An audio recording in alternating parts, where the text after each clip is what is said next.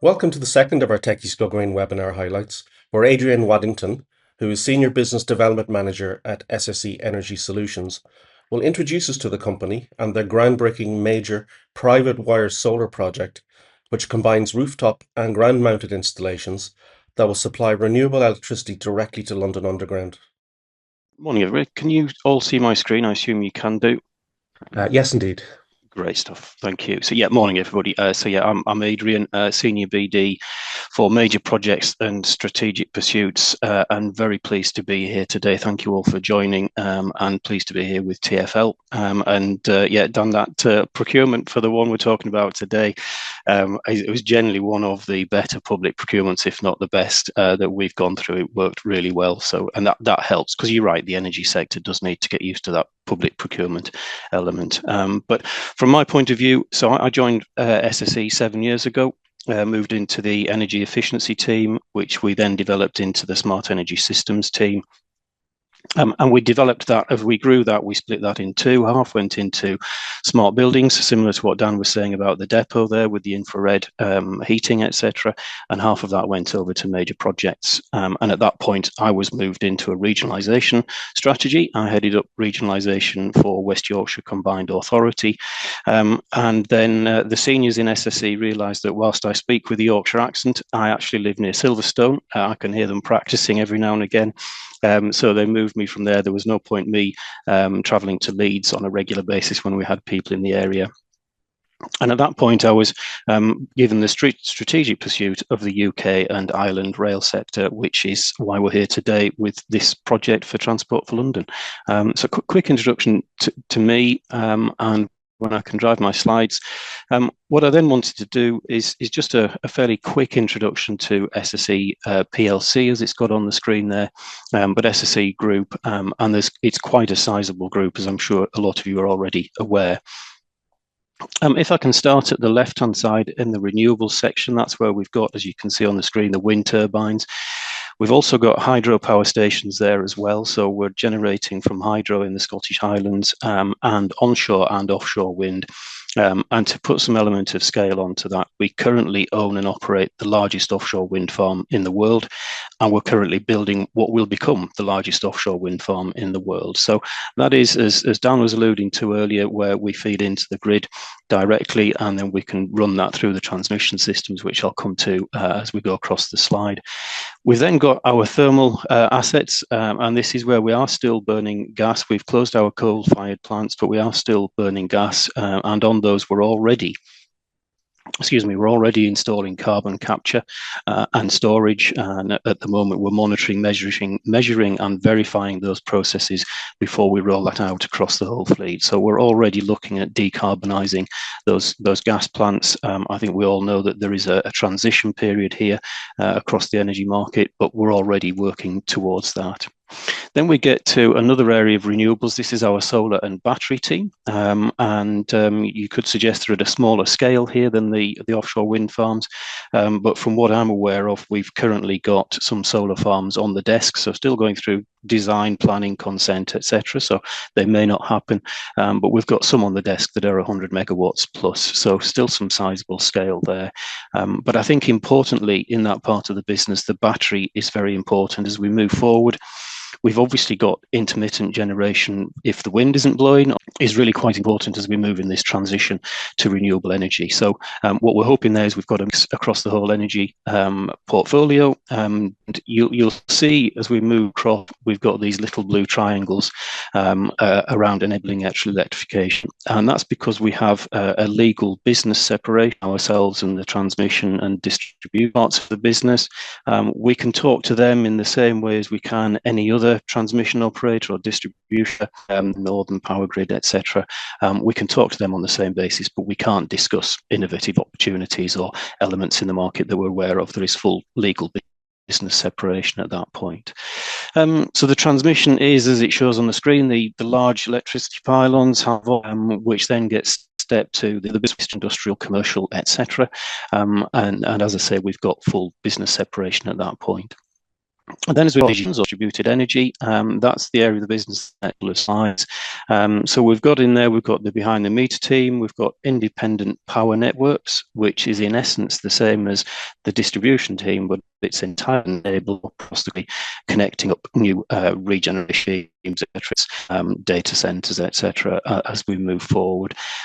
We've also in that team, we've got heat networks, we've got metering, we've got building management systems, digitalization, digital platforms, and smart energy. Then we move across to Energy Customer Solutions.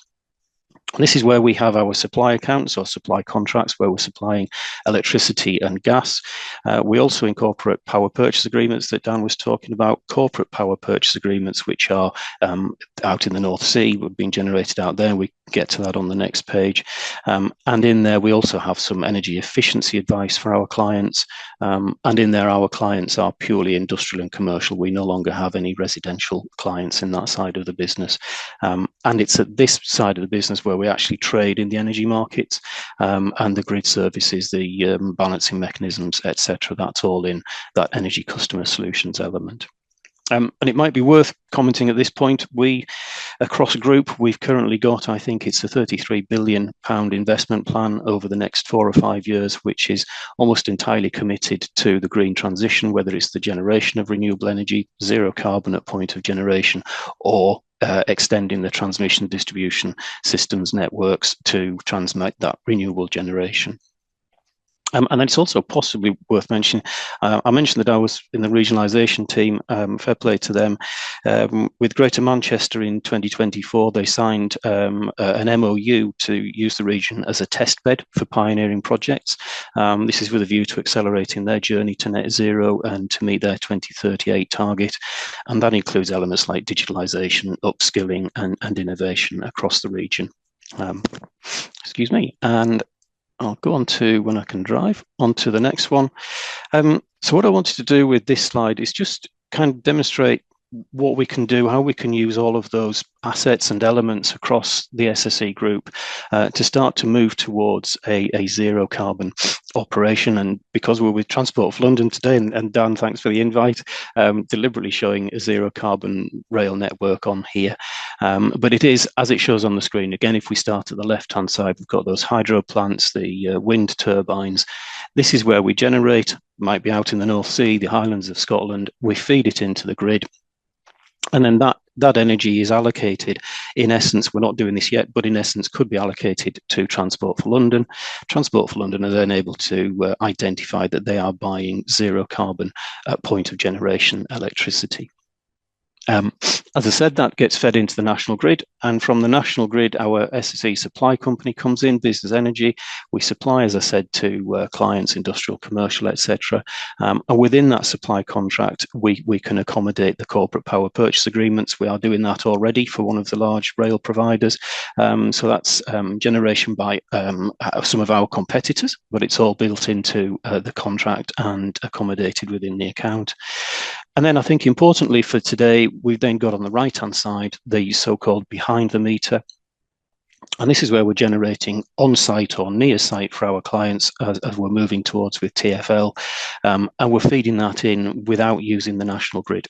Because we're not using the national grid, for instance, TfL are not paying the use of system charges for that generation. And that's quite a substantial saving for TfL and other clients, obviously. And we fully expect all of that electricity to be generated and supplied to TfL at well under, we shouldn't say the word well under, should you? More economical than direct supply. Who knows what the energy market's doing? So that's how we bring it all together, and that could easily be whether it's direct into traction, and fair play to Transport for London. I think I've said this before, we think they're one of the first of a kind to be doing that.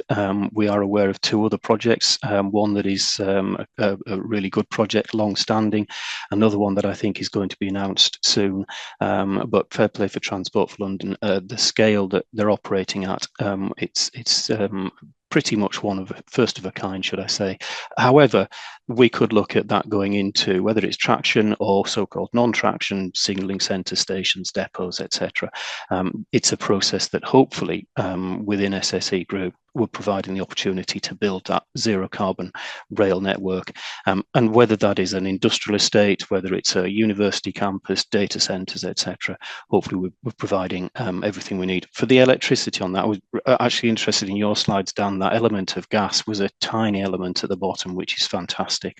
And the heat pumps obviously run to electrification. So yeah, that's great. And then on the next slide, what I wanted to do on here is just very quickly, I'm not expecting you to read that image, everything on there, but the second to last yellow box on there is the point at which, between Transport for London and SSE, we actually have the so-called financial investment decision, where we actually go no-go on each particular site. So there's an awful lot of bringing the energy sector and the rail sector together. Dan mentioned health and safety, risk assessments, etc. I think that's key for both energy and rail, and I think it's a very good mix. There's an opportunity to look across and think, oh, we've got somebody very focused on health and safety and all that, but it's looking in the mirror, and there's a lot of elements that we need to look at, so that we're tying the energy into the traction system properly, and looking at infrastructure protection, asset protection, etc. So there's an awful lot goes into just simply getting to the point of saying, yes, let's go ahead and build it. And then very quickly on here, we've got site preparation and construction. In the last 2 or 3 boxes, that list of items would be at least as long as what we've got on the screen here. And what I wanted to do, the multiple connection points at the bottom left-hand corner, as Dan alluded to, bulk supply points feeding additional substations around those bulk supply points, and there's an opportunity to connect into those and therefore feed the traction system. And then I've put on here the rooftop carport and ground mount. I think it's important to say these are just suggestions. We're not stating that we are going to install at these sites. It's just a so-called demonstration of the art of the possible.